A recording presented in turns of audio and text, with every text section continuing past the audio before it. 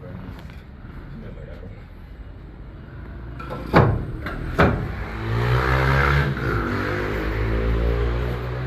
Do that again, Malcolm. Pull up here and do that again. Go on.